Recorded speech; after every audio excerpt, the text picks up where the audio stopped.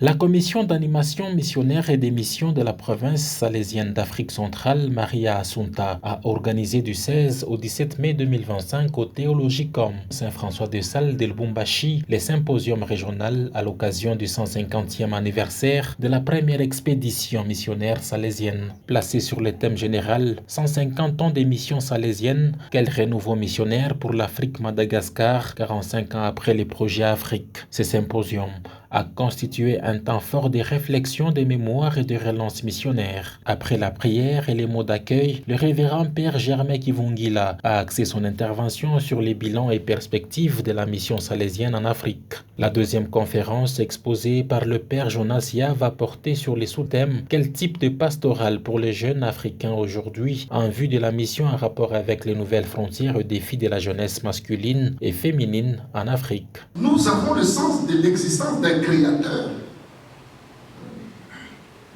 Et nous avons des noms qui dépassent les noms lorsque nous les nommons.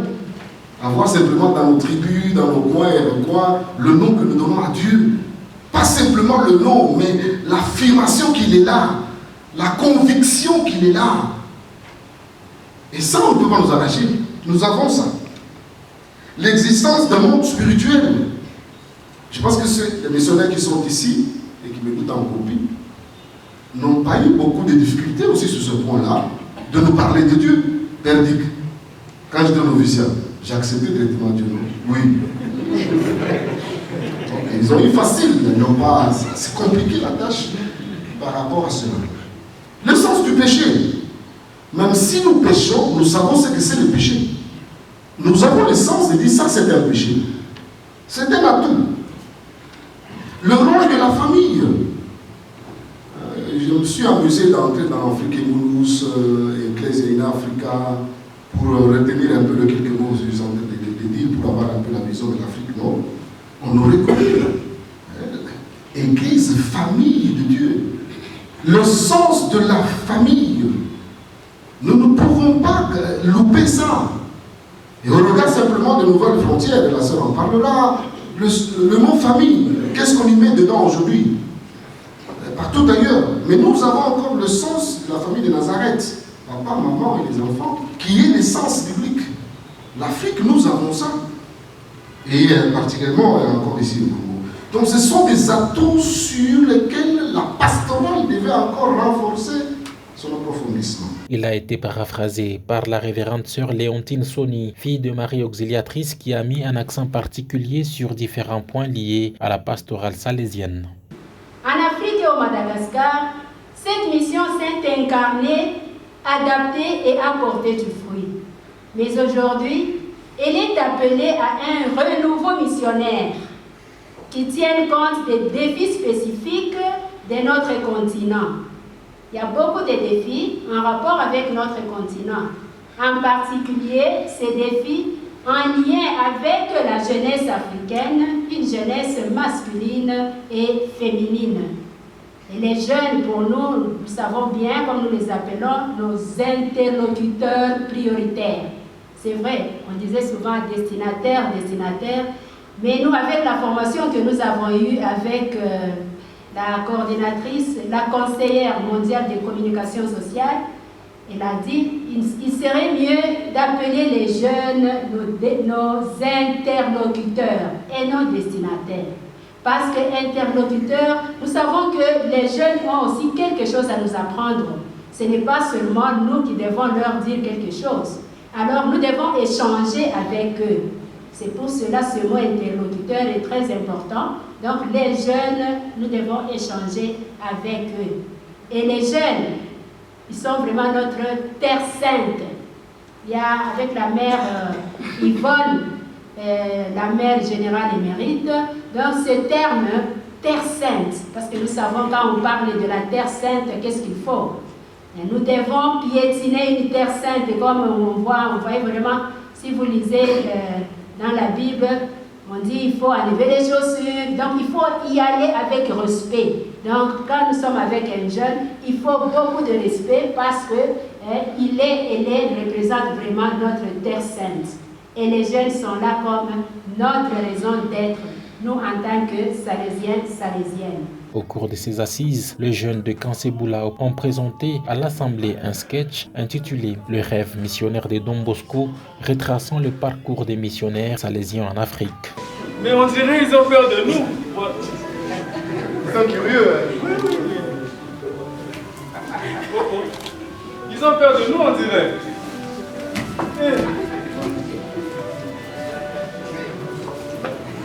Bonjour. Je ne sais pas. Quand.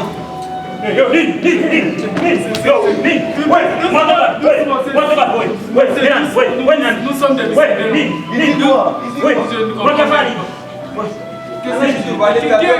c'est un chasseur, on dirait.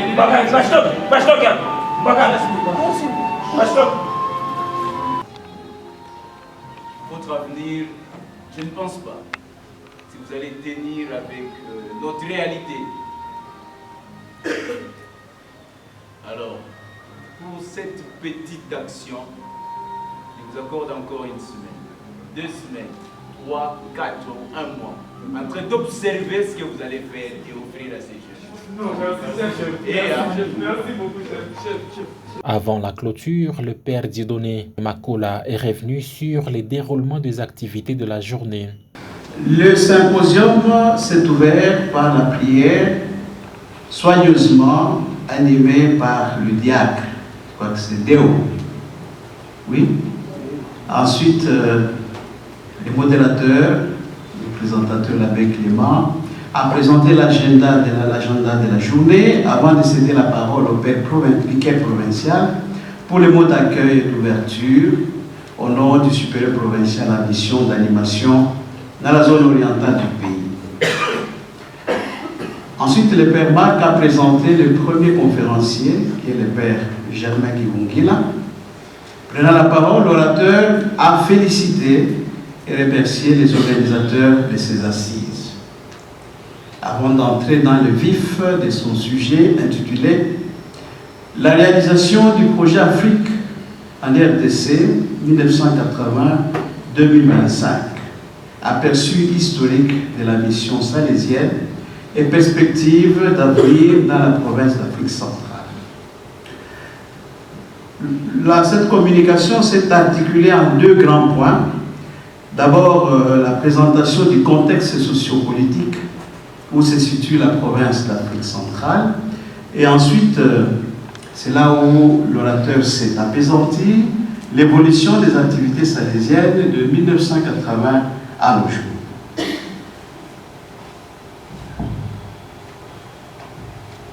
Après la brève présentation du contexte, l'orateur s'est apaisanti sur l'évolution des activités salésiennes de 80 à nos jours. Il a rappelé que la mission a commencé depuis 1911, mais à partir de 1980, elle a pris un autre tournant, surtout sous l'impulsion du recteur majeur Vigano. Ainsi donc, s'est opérée toute une expansion des œuvres salésiennes dans des provinces où la mission salésienne n'était pas présente, notamment le Kivu, et puis le Sud Kivu aujourd'hui, le Kinshasa, le Kasaï, et ainsi de suite. Ensuite, il a relevé quelques œuvres particulières qui se sont développées en province, notamment les écoles primaires, secondaires, les écoles, les centres de formation technique, l'apostolat pour les enfants et jeunes abandonnés à risque, et puis aussi les œuvres sociales comme dans les domaines sanitaires, la polyclinique, les structures de formation en vue de l'indigénisation du personnel de la province et enfin l'insertion dans le monde universitaire avec aujourd'hui UDB. Alors l'échange, dans les échanges, il y a eu des questions intéressantes. On a rappelé qu'il fallait peut-être aussi parler de l'évolution des œuvres dans les provinces qui aujourd'hui n'appartiennent pas à l'Afrique centrale, pourtant, qui étaient encore, disons à ce moment-là, des zones appartenant à la province comme Kinshasa, Kasaï, Rwanda et Burundi. Et à cette question, voilà, l'orateur a donné un complément d'information là-dessus. Et ensuite, une autre question a été posée au sujet de l'apostolat de l'audiovisuel, dont les Salésiens sont pionniers dans cette province, avec Radio Collège. Et sur ça, le Père Léon, fort de sa connaissance historique, a donné et a retracé l'historique de cette radio radio et télévision, et qui continue aujourd'hui dans ce qu'on appelle aujourd'hui la radio de Moscou. Des questions une question a été posée aussi au sujet de l'ouverture de nouvelles filières du deuxième cycle en théologie par le Père Kazembe. Et à cette question, le Père Jean-Luc a répondu qu'il y avait des exigences assez ardues de Rome qui normalement n'autorisent pas facilement l'ouverture de facultés de théologie en dehors de la ville éternelle. Et des compléments d'informations seront donnés demain par Père Placide. Le Père Mukendi, vous avoir donné aussi un complément d'information sur les retards de la présence des Salésiens à Kinshasa, a posé la question de savoir quels étaient les rêves de l'Afrique centrale, parce que nous sommes dans les perspectives. Et à cette question, l'orateur a souhaité que la province s'ouvre vers l'ouest, parce que c'est un terre d'émission qui est très favorable. On a posé la question aussi sur la résistance qu'il y a chez le peuple ici, congolais ou d'Afrique centrale, de changer des mentalités. À quoi cela est dit? C'est poser la question Maître Kiboko. Et aussi sur l'orientation, pourquoi les Salésiens ont-ils quitté les paroisses à un certain moment de l'histoire pour se consacrer beaucoup plus dans les domaines scolaires. Et la réponse a été que voilà, il y a plusieurs paramètres justement qui sont à la base de la résistance au changement des mœurs ou des mentalités, donc la conversion des Congolais, mais aussi la mission principale des Salésiens en venant ici, ce n'était pas pour les paroisses, ça a été une mission de suppléance au moment où il n'y avait pas assez de prêtres diocésains. Dès lors que les diocèses sont pourvus du personnel approprié, attitré, c'est tout à fait normal que les Salésiens se consacrent à leur mission principale, qui est la jeunesse. Après la pause, les travaux du symposium a repris avec la présentation d'un sketch sur l'arrivée des premiers missionnaires salésiens dans cette province. Un sketch qui a été préparé, présenté par les scolastiques des Cancers. Alors, avant cela, déjà, Paul a dit, le deuxième thème a été abordé partiellement parce que c'est un thème qui devait être traité par deux orateurs. Quel type de pastoral pour les jeunes Africains aujourd'hui en vue de la mission en rapport avec les nouvelles frontières et défis de la jeunesse masculine et féminine en Afrique? Eh bien, deux pastoralistes avaient été choisis et désignés pour ça, le Père Jonas et la sœur Léontine Sony. Le Père Jonas a d'abord présenté les paradoxes que représente le continent africain avec des valeurs, non, avec des problèmes de sous-développement, mais aussi pourvu de beaucoup de valeurs. Et aussi qui donne motif, disons, d'espérance, parce que, disait-il, il y a une pastorale prometteuse, des jeunes prometteuses en Afrique. Et après, il a relevé toute une série de défis auxquels l'annonce de la foi fait face, notamment les défis de formation, dans une vision holistique. Ensuite, les défis de l'approfondissement de la foi, les défis du témoignage, les défis de l'inculturation de la foi. Et puis, les formes de division qui sont présentes dans ces contextes ici, et aussi les défis de la pauvreté. En fait, il a résumé tout cela en un mot, la précarité. Donc, il y a un problème. La précarité dans laquelle nos jeunes vivent aujourd'hui. Alors, en définitive, il a préconisé une pastorale d'engendrement qui doit engendrer, il y a une urgence d'une pastorale d'engendrement qui doit engendrer des jeunes nouveaux, consciencieux, qui luttent contre la précarité, qui revendiquent leurs droits, ainsi de suite. Et ce sujet a été continué par la sœur Léontine, qui, elle, a articulé sa communication en 6 points. Elle a d'abord appelé l'héritage missionnaire, les objectifs que les missionnaires poursuivaient. Elle a relevé les défis auxquels les jeunes Africains restent confrontés aujourd'hui. Et là, elle rejoint, disons, son prédécesseur. Et puis, elle a estimé, en prospective, qu'il fallait un renouveau missionnaire pour l'Afrique. Et ce renouveau devait reposer sur une mission incarnée dans la réalité africaine, sur une mission prophétique. Et parlant des axes prioritaires pour cette pastorale renouvelée, elle cite ici la pastorale de proximité, pastorale différenciée, selon les besoins des filles et des garçons, et pastorale numérique, rester connectée, et enfin la pastorale vocationnelle. Elle a relevé aussi de nouvelles frontières qui sont les frontières sociales, culturelles, écologiques, et puis les frontières numériques, et enfin brosser les profils du missionnaire salésien aujourd'hui pour l'Afrique, qui doit être éducateur engagé, chrétien crédible, frères et sœurs, jeunes, bâtisseurs de la paix, prophète de la justice. Et en conclusion, elle a exprimé le vœu d'oser rêver et d'oser relancer la mission. Cette première journée du 150e anniversaire de la première expédition missionnaire salésienne est revenue sur les réalisations et défis rencontrés par les missionnaires au fil du temps.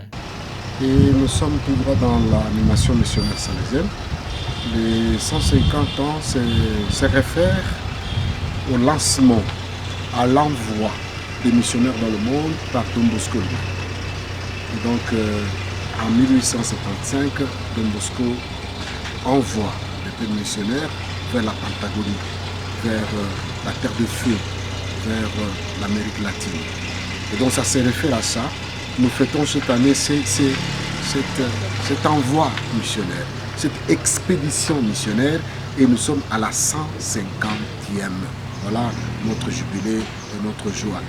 Suite à cela, en Afrique, nous sommes aussi conséquents, n'est-ce pas, de ces 45 ans de la mission en Afrique, la mission salésienne en Afrique. Et donc il fallait encore redynamiser les missionnaires salésiens de Bosco pour qu'ils viennent encore poser leurs jalons salésiens en Afrique.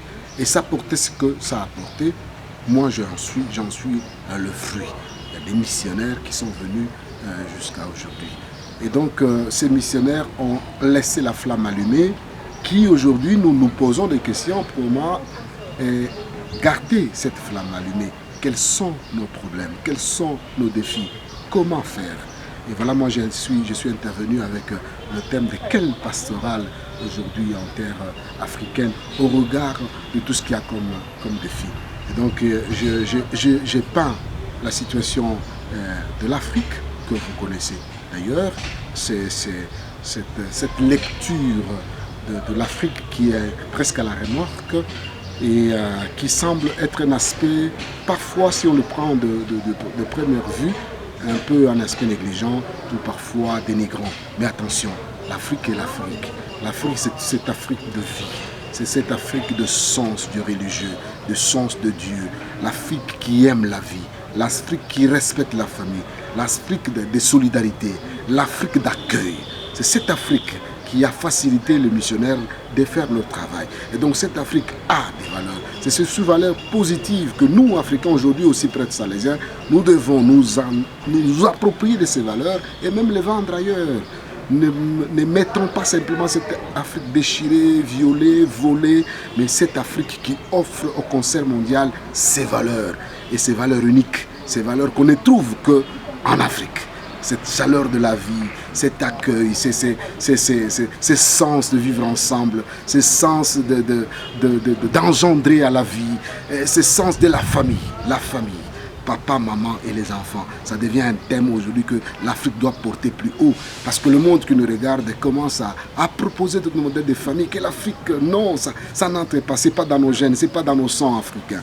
Et donc c'est cet aspect de la pastorale que j'ai développé pour nous encourager d'abord nous-mêmes et dire à cette Afrique, Afrique, tu as quelque chose à apporter au monde, tu as quelque chose à apporter à toi-même et quelque chose qui peut toujours faire que la pastorale garde cette ferveur salésienne, cette flamme allumée salésienne, aujourd'hui et pour les autres 150 ans qui viennent. Et 150 ans de mission des Salésiens de Don Bosco. Alors, nous sommes arrivés ici aujourd'hui comme famille salésienne, c'est grâce aux fruits des missionnaires. Donc, les premiers missionnaires salésiens qui sont allés ailleurs en quittant Turin, en quittant l'Italie pour aller, ils ont commencé leur terre de mission, c'est en Amérique, ils sont partis en 1875, donc du côté salésien. Du côté salésienne, les filles de Marie Auxiliatrice, c'est en 1877. Alors il était question de revoir un peu l'histoire, comment cela se fait, et aujourd'hui, comme on dit, il fallait voir le passé, depuis qu'ils sont partis en mission. Et aujourd'hui, où sommes-nous depuis qu'ils ont commencé la mission salésienne, la mission de Don Bosco? Où sommes-nous aujourd'hui? Est-ce que nous marchons encore sur la même ligne, sur le charisme de Don Bosco? Et en même temps, c'est une façon aussi de se poser la question et de voir où allons-nous? Que devons-nous faire? Si on essaie un peu de faire une petite évaluation du charisme salésien, ce que nos fondateurs nous ont légué comme richesse, est-ce qu'aujourd'hui nous arrivons à mettre cela en pratique? Si on se rend compte qu'il y a quelques failles, ça et là, étant donné que le monde aussi évolue, que devons-nous faire? Nous adapter, nous devons nous adapter au monde qui avance, mais en même temps, ne pas faire tomber ce que nous avons appris de nos fondateurs. Donc, tenir aux sources, revenir aux sources charismatiques et voir maintenant aujourd'hui qu'est-ce qu'il faut, donc s'adapter aux signes du temps pour pouvoir lancer pour l'avenir. Le symposium sur les 150e missions salésiennes en Afrique a été une occasion de célébrer l'histoire et l'impact des missionnaires salésiens sur les continents africains.